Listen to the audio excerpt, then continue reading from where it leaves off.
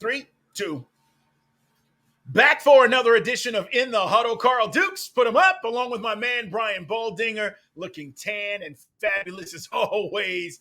And guys, we are just a few weeks away from the start of training camps. I mean, look at my hand right now. Look, it's shaking. I'm nervous. I can't hold you and back millions of others, Carl. You and millions of others right now. I can't hold back the excitement, Baldy. So we've got a lot to talk about. We've been going around division to division. We're going to talk about the NFC North. I think it's one of the most intriguing divisions in football this year. We'll get into the Bears and the Lions and the Vikings and all of that. But before we get into that, Baldy, you've been pretty busy here the last few weeks. Let's tell our listeners and viewers where you've been and what's been going on, because I think one of the things that you participate in every year is really cool with the Masterminds. Well, this OL Masterminds right here, I'm a walking billboard. But it's really the sixth year. Duke Manyweather, who has got a training facility up in Frisco, Texas, right there at the Star, where the Cowboys are at, right across the street from them. But Duke trains a lot of the best linemen in the league. I went down on Thursday and I watched, everybody from Ike Ekwonu to, Teron Armstead, to Dan Moore, Evan Neal, then the guards, whether it was Cesar Ruiz and the centers, Tyler Biotish. So I saw them all training down there. And then we started this thing on 6 years ago, this OL Masterminds. And really what it is, it's just a think tank. And it's, I believe that you're only any team, high school, college, you want to walk in your backyard, University of Georgia there, Carl, NFL teams. Like the backbone of every team is the offensive line. And if it isn't together, if those 5 starters, if those 10 guys aren't united every day, going to lunch, walking out to practice, in the film room late, if they're not like this, your team's they're not winning. They're not winning. They're not doing what Kansas City did this year. They're not doing what Philadelphia did. They're not doing it. It's not going to happen. I don't care who those guys are on the outside or who's running the ball or who your quarterback is. It's just – and so we believe that the fraternity and the brotherhood that is the offense line is the most important part of a team. And we get together for 2 days, Carl, and we just talk breakout sessions for techniques, breakout session, film sessions for, how to handle edge rushers, inside power rushers, like the best way to, slide protection versus man. We really get inside the game. And, we always have a legends group that come in, like Bruce Matthews was there. Wow. Steve Hutchinson was there. Okay. So every year we have those guys come in and kind of talk everything from training to taking care of your body, longevity. But here's the cool part, Carl. The cool part is the NFL players come. I mean, Creed Humphrey and Trey Smith from the Chiefs are inseparable. They sit next to each other. They walk in together, like breakout sessions. They're together. Andrew Whitworth was there, and he was really, really good. But what's really cool is all the college kids that are coming. South Carolina, Clemson, Duke, Oregon, TCU. Like there's clusters, over 100 guys, college players. And I can remember when Creed Humphrey was at Oklahoma. He was coming down when he was a sophomore, driving down from Norman, Oklahoma to Dallas. And he was coming to this thing. And he's a believer. But what's cool now is Creed, who just finished his second year, has got the ring. Like now he's sharing his knowledge with, 18, 19-year-old college kids. And so that's really the brotherhood, is sharing information, kind of bonding through the game of football and the intricacies of football. And so it was really, this I think was the best year. Lane Johnson kind of was one of the founders of it. Lane was there. He really believes in it. He really fosters it. And so I've been a part of it now for 5 to 6 years. I gave a little talk at the beginning, and then I do a lot of film work on some techniques and stuff. So it's I know Von Miller does a pass rush camp, and George is doing a tight end thing. But that's kind of where it's going. And one of the reasons, just to wrap this up, Carl, one of the reasons why these type of things are really growing is we all understand the limitations that teams, players have as far as practice time. I mean, back in the day, we padded up, at 8:30 every morning, at 2:30 every afternoon. We went for 3 hours, and we got a chance to thump and hit and work on all those techniques. Well, they just don't get that luxury anymore. And that's fine. The safety of the game is most important. But we've got to find other ways to get the techniques down, to build your toolbox, to build your confidence, to develop. And so there's Evan Neal in his second year. Like, he doesn't need to be there on July 9th, but there's Evan Neal from the Giants there. Like, it's important to these guys. And so talking, seeing Evan Neal talk to Lane Johnson, talk to, Andrew Whitworth, real guys that did it a long time. Like, it's cool to watch. And it could be everything from footwork to sets to hands. Like, the game's evolving. And so talking about it and walkthroughs, like Andrew Whitworth said something really eye-opening to me, because he came from a generation in Cincinnati. He played 20 years, but when he started Cincinnati, it was full-on two-a-days. That's what he remembers as, coming into the league at LSU. And at the end, it was just Sean McVay really believed in a lot of walkthroughs. They walked through a lot of stuff. But Andrew Whitworth said this, and I want to share it with all of our audience. He never, ever lost in a walkthrough. He treated walkthroughs, if Leonard Floyd was opposite him in a walkthrough, it's Leonard live. Floyd would have beaten him. Yeah. So it used to bother him when guys would come out to walkthroughs. Their shoes weren't tied. Aaron Donald's going around them, and like the play's over. He said he never lost a walkthrough. And so really it's your concentration, it's your effort, it's your mentality to the game and to each part of the game that's going to help you become and maintain yourself as a great player. The Von Miller Pass Rush Summit, which has become a thing as well, and I've had a chance to check it out. And I'm fascinated, Baldy, just as somebody, because for me, it's the people I know, but it's also I'm in the background, right? I'm just kind of observing. Yeah. And, one of the things you talk about, the hands thing, and I know offensive linemen do this too, but there was like a session where it looked like Kung Fu. All they're doing is working hands and moving. And you don't realize, I think, fans, when you watch the game, especially in the interior, because we're not paying attention to that, how much of this stuff is going on with leverage and hands, and how big it is now compared to, again, back in the day, I just needed to get in your way and I was going to hit you with a shoulder, or, I was going to hit you with a forearm.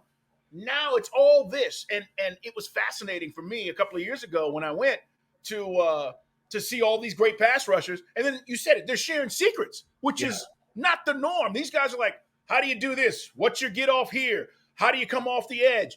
And I'm like, this is what's fascinating, is all this information being shared, just like with the O-lineman. Well, it really, what Von's talking about, it's hand-to-hand combat. And whoever wins the hand games, and it's all changing. We used to be two-hand punchers, and that was thing. And now, Lane Johnson, he has his hands down at his knees until it's the point of the play where he's got Micah Parsons, now the game is on. Like, he's built his house. He's in position. All right, now we got to finish the deal. But it's all changing. And, I saw Von was sitting to talk to Max Crosby the other day. They sent me a little clip. And, it's cool, though. It's really cool. But you see, so, and I want to just say this, Carl, because I know you know this, but I think some fans out there think the game is just watered down. It's not Butkus. It's not Reggie White. And it's not. But if the game is still really good, it's still won in the trenches. And the money is crazy. I get that. The game is still important. To Von Miller, Max Crosby, Lane Johnson, to these pros, the game's important. It's vital. And they want to help preserve it, grow it in a way, that's really good for the future of the game. And so when people say, they don't hit anymore, whatever they say, I'm just telling you, first of all, go watch a game on the field.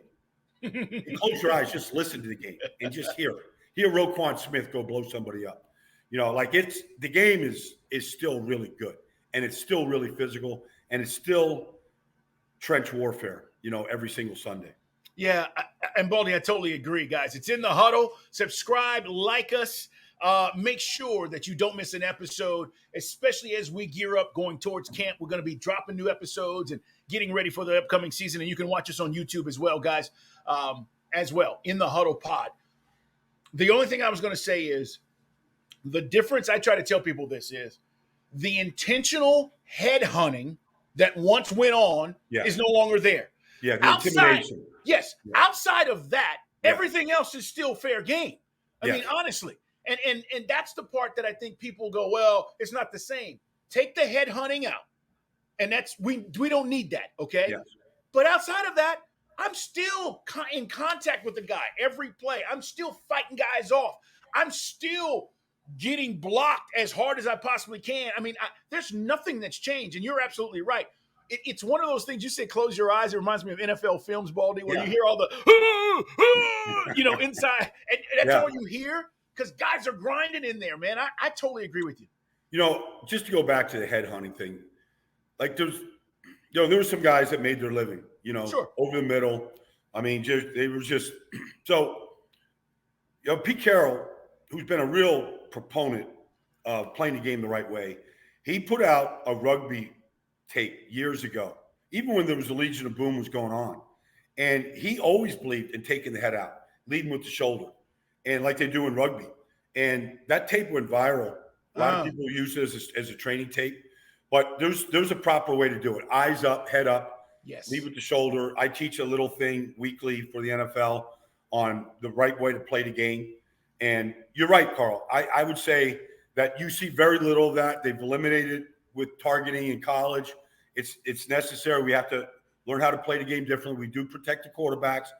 Look, Super Bowl Sunday was a lot of fun with Jalen Hurts and Patrick Mahomes going at it. But if you took your backups and you had them on Super Bowl Sunday, it's just not a very compelling game. No, not at all. All right, Baldy, we got to talk about the NFC North. And listen, let's start first with the hype around the Lions, okay? They are positioned to win this division for the first time in years. You have talked about Ben Johnson for the last 2 years, okay? When nobody was talking about Ben Johnson, you were. But this is a year where they have to prove it. This is a season where they're coming in as potentially a favorite, and even some people saying, it might be overhyped. Now, let's put this in perspective before we get into the Lions. Green Bay loses their quarterback, obviously a legendary quarterback. Nobody thinks they're going to do anything. That's just human nature. Vikings won 11 one-score games last year. They're not doing that this year. And one of those games, Carl, they were down 31-0. Good point. Yeah. That's right. And then the Bears, they're building. They traded that number 1 pick. Ryan Poles is the general manager. I think he's doing a good job of trying to figure this out. But they have their franchise quarterback in Justin Fields. What are they going to do to build around it? But let's talk about the Lions, and let's start there as we break down the NFC North. All right, the draft. They drafted Jack Campbell. And, Baldy, I remember you and I talking about this, and we were like, okay, was that a reach? What's the deal? Listen, I get it. He was a playmaker at Iowa, but how does he jump into that defense and make them better? Because defensively, the secondary, I think, is what got better. And that's what Coach said. Coach Campbell said the secondary, because they went out and got Emmanuel Mosley and Cameron Sutton. But what about Jack Campbell jumping in? And how much better is this defense going to be? Well, they drafted Kirby Joseph last year. He was a great free safety. I mean, really good. He intercepted Aaron Rodgers last year 3 times. 3 of his 4 interceptions were Aaron Rodgers. And, oh, by the way, they did beat the Packers twice for the first time in, I don't know, maybe our lifetime. It's been a long time since the Lions took down the Packers twice. But, Aiden Hutchinson was a great pick. He's just a tone setter. Like, they're building. Like, they've got pieces right now, real pieces. And so I think, Jack Campbell, they wanted that traditional, big, long middle linebacker. He's just got a presence about him. Very active, moves really well. Going to be hard to throw the ball over the middle of the field with him in the middle. And the way that they are aggressive defensively, I think they have a chance to really improve. But I think the 2 corners they got, the safety they had, you had Campbell with Aiden, with James Houston, a pick out of, Jackson State, whatever.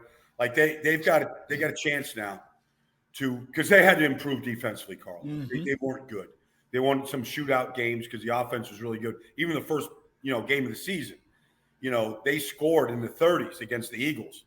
Well, they gave up in the 40s, and so they lost some shootout games. And that they have to bring the score down. So, you could talk about the running back, like Jamar Gibbs. He was a Georgia Tech kid. You knew him from Georgia Tech. Mm-hmm. Goes to Alabama. Wanted to prove himself, in the best conference. And he's the 12th pick in the draft, Carl. 12th pick, for running back these days. Not very far after what Bijan went. And, they allowed DeAndre Swift and Jamal Williams, some of these guys to walk. They want that speed coming out of the backfield. Baldy, one problem that the Lions have, guys, as we preview the NFC North, Jameson Williams suspended for the first 6 games. They drafted him. They waited on him to recover from the injury. He came back, and now they're waiting on him again. And listen, the kid is talented, but first 6 games of the season for violating the league's gambling policy. How much does that hurt them offensively without having him on the field? Well, you can't replace speed. His first game when he was active last year, his first catch was either a 42 or 48-yard touchdown. Like he just gone. Just gone. Like you can't replace that speed. They've got Amon-Ra St. Brown, caught 107 balls last year. Like he's legit, number one. And they move him around like they do with Justin Jefferson and some of these chess pieces in the passing game. Ben Johnson, the offense coordinator, is very talented. And Amon-Ra St. Brown is just he's an interesting man. But he wants to be great. And he's got his goals set, and he's really clutch. He's a good player. But I think it's going to hurt him. It's just speed just opens up so many things for anything, tight ends, running backs. You just have to respect it. Corners start to play in a back pedal when he's out there. He's in the 4.2s, Carl. He's legitimate. Like he didn't time at Alabama because he tore his knee up and he couldn't time. But like he's a legit in the 4.2s. But he also has body control. It's not just straight line speed. He's got, he's a special player. So they're gonna have to wait on him again. But look, people lose great players. You just have to. If you're gonna be a team that it's got to contend, then you have to overcome that. And that's Dan Campbell's job. Baldy, projected win totals 9.5 for the Lions, which I think is a lot. But that is the over-under. And then also, tell me about Goff. Tell me what you think about Jared Goff. I think he's underrated. I really do. He throws a really good ball. He doesn't try to do things out of his ability. And, he's not running around trying to do all this stuff. But a lot of people don't believe in Jared Goff. And remember, they drafted Hendon Hooker. So we're talking about the NFC North. I don't think we see Hooker anytime soon. But the point is, Goff, can he build on what he did last year and really take him to the next level? Oh, I think absolutely. It's interesting. His year, 2016, coming out of Cal, he's the first pick. Carson Wentz, second pick. We've tracked these number 1, number 2 picks, Peyton Manning, Ryan Leaf, for years. Yeah. And rarely do both of them pan out. Carson's looking for a job. Jared Goff's been in the Super Bowl, got his team, in contention right now. When you watch Jared, 2 things, even coming out of Cal. 1, he's very accurate with the ball. And number 2, he's very tough. He's a pocket quarterback. He stays in there. He takes his lumps. He gets rid of the ball. Like, he's smart and he's tough. Like, you can win a lot of games with that. Now, does he have Matt Stafford's arm? No, he doesn't. Not many people do. But, and Sean McVay wanted somebody that was bigger, stronger, more elite. Okay, so, yeah, that's fair to say. But I think you can win a lot of games with Jared Goff. You just can win a lot of games. He didn't make a lot of mistakes last year. He's available. He's rarely gotten hurt, if ever. Like, he's just one of those guys, lines up every Sunday. Gave him 17 starts last year. Chances are he's probably going to do something very similar this year. But he's available. He's a leader.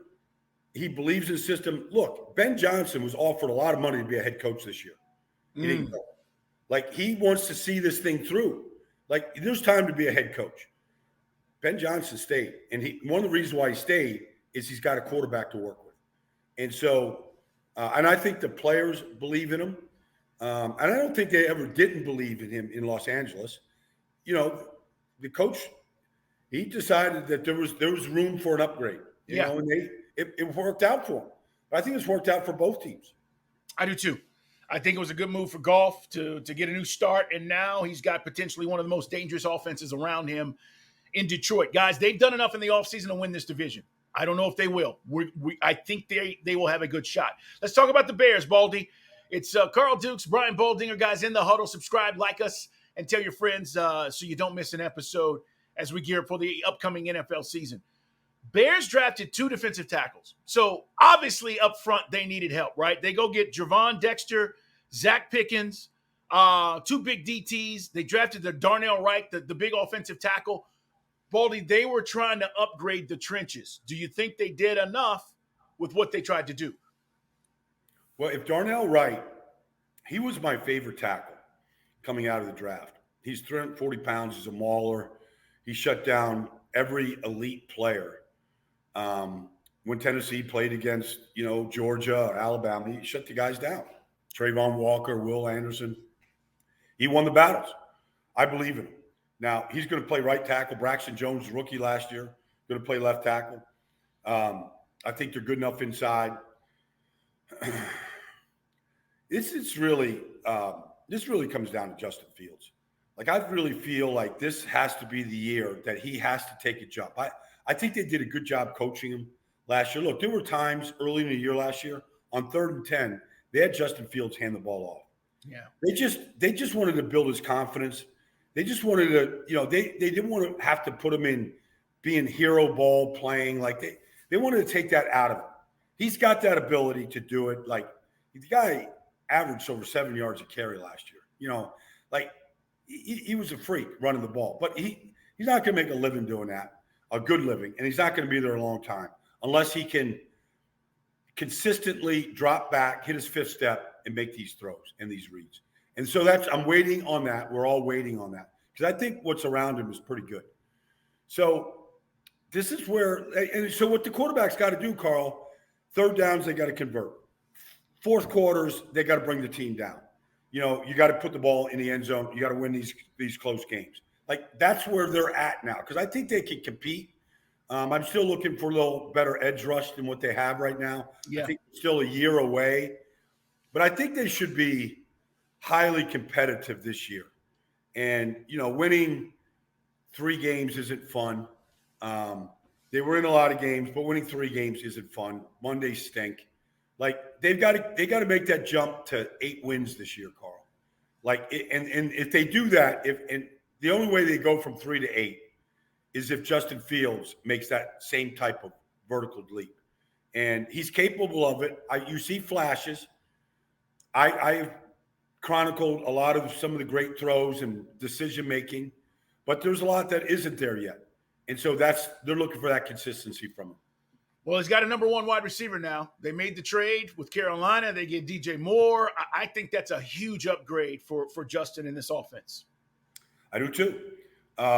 Look, they traded for Chase Claypool last year from Pittsburgh. Pittsburgh was so happy when they made the deal. They got a second-round pick, high second-round pick. First pick in the second round. So Chase Claypool's got to grow up. He's just, you got to make. You're in your 3rd year. You have to decide. And I'm not here to crush Chase Claypool, but you're going in your 3rd year. You've been traded already. You had 11 touchdowns your rookie year. Like, you've just done nothing really since. And he didn't do much in Chicago. Like, he's got to decide, am I going to be a pure number 2? Is this am I going to be Muhsin Muhammad next to Steve Smith Sr. in Carolina back in the day? Because I love that 1-2 punch that Carolina had. They had their dog in Steve, and Muhsin Muhammad was just a solid pro. Like, and Chase Claypool's got size. Does he want to be a pro, or does he want to be like going to the XFL in 2 years?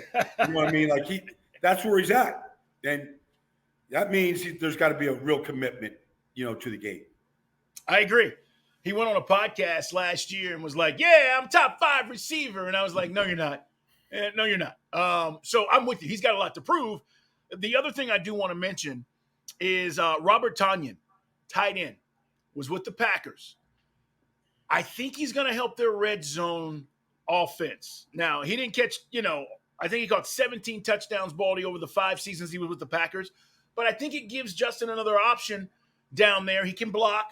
So it's just something to look at, guys, when you talk about where this team is going. And remember, they went and got Tremaine Edwards and TJ Edwards, both of those guys on the defensive side, 2 linebackers.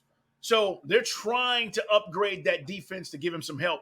I think you're right, though. I think they're a year away. Projected over-under, by the way, 7.5 wins, over-under.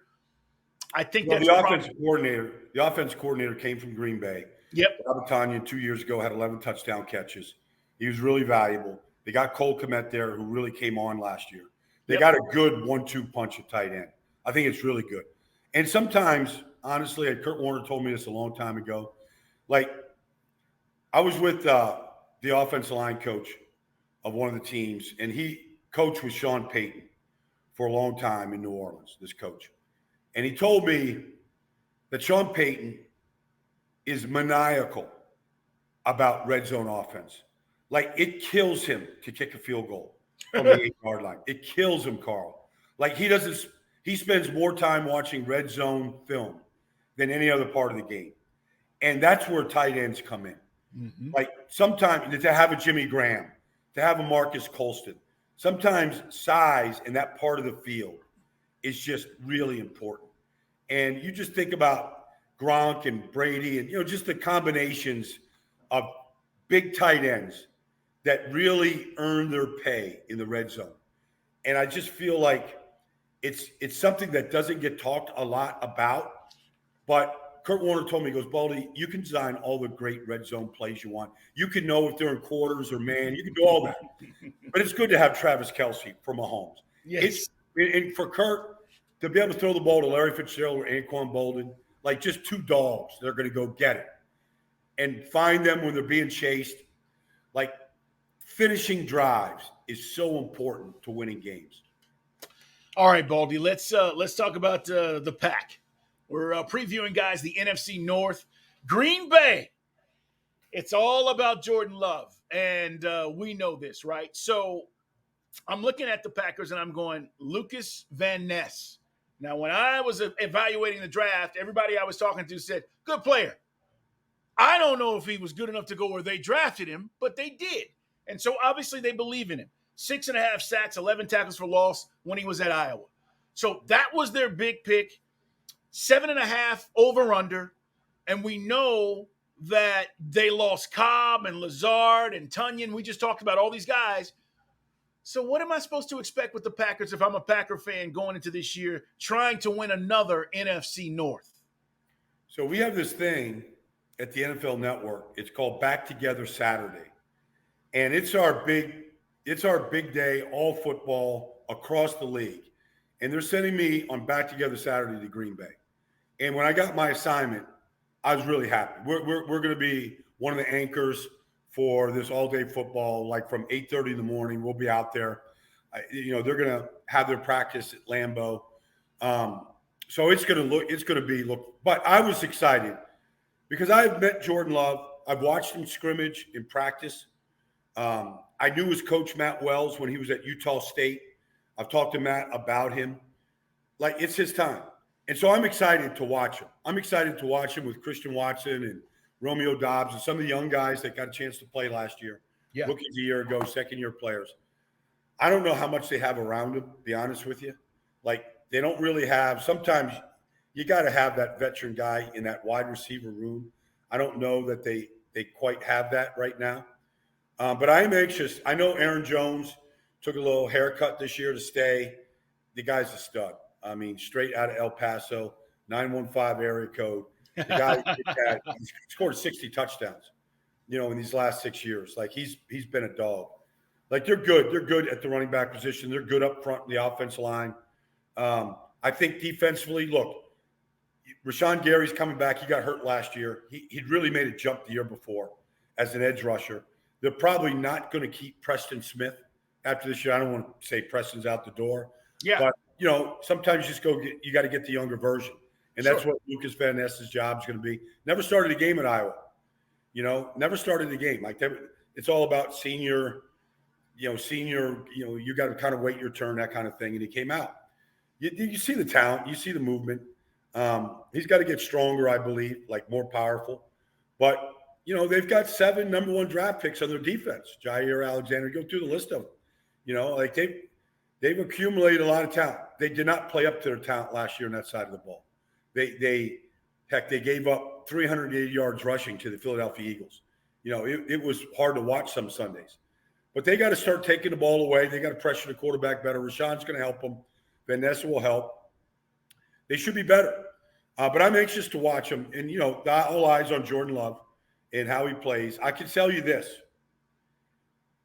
I'm not going to compare him to Aaron Rodgers. I'm not going to do anything like that. But some of the little intricacies of Aaron, like his footwork, how he play action fake, some of that stuff, honestly, if you took the name off the back of the jersey and said, that's Aaron Rodgers doing it, you go, that's Aaron Rodgers doing it. Like he's obviously not just mimicked, but he studied and watched him hard for 3 years. And so I'm not saying the decision-making and all the stuff that Aaron's done. We don't, none of us know that. But I think he's going to surprise some people. What is his relationship with Christian Watson? Some people are saying they already have a connection. And if that's true, then maybe that's the go-to guy. No, he threw a touchdown pass to Christian Watson in the fourth quarter against the Eagles in mop-up duty last year. It had been stride, over the middle of the field. And Watson's got elite speed after the catch. It's what got him drafted high in the second round out of North Dakota State. So we'll find out. I mean, you're going to know. But you need more than one. Even if you have a connection, you need more than one. So they drafted the tight ends. They drafted 2 of them. Yep. And that's good. But rookies sometimes they need a redshirt year, Carl. And sometimes they step on the field and they're ready for prime time. But you don't know. You don't know what's you kind of hold your breath sometimes in these guys and how much they can absorb and really go up against elite defenses and good players and. So we'll see. I mean, they're just young right now. Tucker Kraft and Luke Musgrave are those 2 tight ends that they drafted. Oregon State. Yeah. All right. Last but not least, the Vikings. I don't know how much of that'll be going on. All right. But I got to say this. I think they take a step back. And we mentioned this as we started today, talking about 11 one-score victories. Guys, it's like impossible. Okay. And that's how they were able to do what they did last year. But a win's a win. So let's talk about the foundation of this team, because you're talking about, obviously, Kirk Cousins. And I think he's playing in his last season there. I mean, right? He said he didn't want to talk about the contract. New general manager there. Mensa's like, hey, we'll see where the season goes. 8.5 over-under, if you're interested, projected win total. But let's talk about what they have defensively, because does Danielle Hunter still want out? Like, that was a big topic a couple of months ago, and I don't think the Vikings are going to trade him. I think he'll be there, but defensively, what are we talking about? Because they went out and got Marcus Davenport from the Saints, Baldy, to help with the pass rush. I'm not a big Davenport guy. Well, he hadn't stayed healthy. He was Correct. a first-round pick out of UTSA and, really never stayed on the field long enough to make an impact. He's had an assortment of injuries. I think Daniil's just looking, they were terrible on defense last year. Yeah. Just terrible. And, Daniil is part of that. But he watched, Za'Darius leave. He watched Patrick Peterson leave. He watched Eric Hendricks leave. These are 3 veteran players that when you're coming out of the tunnel at Lambeau Field, you could go to war with those guys. Like they know how to go compete. And you lose those, and they allow those guys to walk, And so, Daniil's looking at that going, man, this thing is getting drained fast. And, we're not very good. And Hunter Smith will probably be the next guy, who knows? So Daniil's looking at that going, we weren't good last year. And now these dogs just left. What are we doing? And so, but, you got to pay Justin Jefferson next year. You're paying Kirk Cousins, you're paying some guys, you're paying Daniil. You're paying some guys, Harrison Smith, you're paying some guys some big dollars. So it's some of it is business, salary cap, that kind of stuff. I'm with you. Like, I think all of us last year, and this is not to knock Kirk Cousins. Look, he's had his days. Purple 8, right? He had his swag. He had his days. Yeah.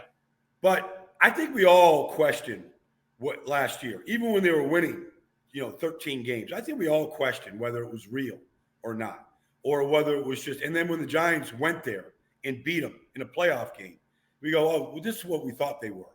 We thought they were frauds. So, Kevin O'Connell had a lot of success in his first year. That's good. Mensa is a good, looks like a good general manager. Like sometimes you got to take a step back to go forward. And so I think that's kind of where they're going to be this year. Jordan Addison is the kid they drafted at wide receiver. You like him? I do like Jordan. Like I think, look, it's all going to go through Justin Jefferson. He's just that good. He's got a plan to get open. He's got a plan after the catch. He's elite. The ball's going to go to him. They traded for T.J. Hawkinson. Like he's a top 10 pick, when he was coming out of Iowa. Like I think he could flourish in this offense. And then if you add Jordan Addison, you got your three pieces now.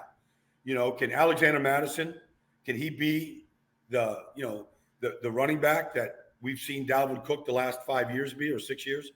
I think that's going to be a bigger loss than what people think. And I'm not knocking Alexander Madison, but he's been the backup. And yes, in his chance to start, he's been good. But, running backs, until you take that pounding for 250 carries, you don't quite know what that feels like. And so he has never had that happen. Even at Boise, he wasn't that kind of a back. He's going to get that chance, and we'll see how he holds up because there are not a lot of guys that can take that pounding, Carl. 1,100 yards last season for Dalvin Cook. I don't care who you are. That's just hard to replace. It just is. So we're going to see. But, again, if this is, in fact, Kirk Cousins' final year, then he's probably playing for a contract somewhere else. And, it's a huge incentive for him to play well and take them as far as they possibly can go. Right now, if you had to choose, we're not even to camp yet, who's winning the NFC North? I'm staying with Detroit. Now, look, there is a winning culture in Green Bay. Like, yes. It's undeniable. And Aaron Rodgers can say certain things about general managers and presidents and stuff. He can say that stuff. He's earned that right. But there's a winning culture in Green Bay. And that's what all three of these teams, in Minnesota, Chicago, and Detroit, they're all trying to create that. Now, sometimes it's there, you don't know it. And sometimes it's very elusive, Carl. They're trying to do it in Atlanta. Like, there's places around this league you go, they want to be Pittsburgh. They want to be Philadelphia. They want to be Kansas City. They want to be Seattle, San Francisco. These places that have that culture. You walk in that building, the expectation is to win. They've got to do that in Detroit. We're all kind of looking at that going, you win 8 out of 10 games and you do it in a way that they did it. You go, okay, Detroit's getting it. The coach seems real, legit. They listen. They got to do it. They got to create that. And it's elusive. And it can be right there in front of you, and you don't know how to cement it and make it annual. And that's where the Lions are at. Can they create this culture? Can it be real? Can you depend on it? Or is it just going to go, poof? Because we've seen that too, And so that culture means you fight for that playoff spot. You get in the playoffs. And when you're there, you go compete annually every year. I know they have it in Philly. I'm there. I'm around that team. They have it. That's what Detroit's they're working to get there. But I do believe in what they're doing, and I think they're out front right now in that division. Baldy, I agree, and you know what that's about: getting the right guys. It's just about getting the right guys. I mean, I don't care how talented you are. I don't care how big of a dog you are. Ultimately, you got to get the right guys to build that. And I'll say this: this is the hardest part, or at least one of the hardest parts about these coaching jobs. Is figuring out who those right guys are, right? I mean, sometimes you take talent over getting the right guy, and it derails your team. Yeah, no. Look, Carl, like honestly, I've seen it, and I've lived with it. You can have 2 bad apples on your team. Done. Like that cancer thing is real.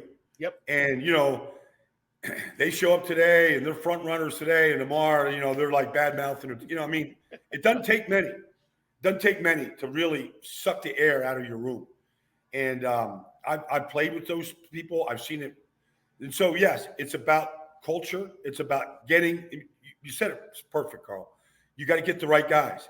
And then it's about how quickly they can come together. And sometimes it's funny, Carl, I'm getting ready for my, like I've got this training camp tour that's being built right now, Jets, Green Bay, Pittsburgh, Baltimore, Cincinnati.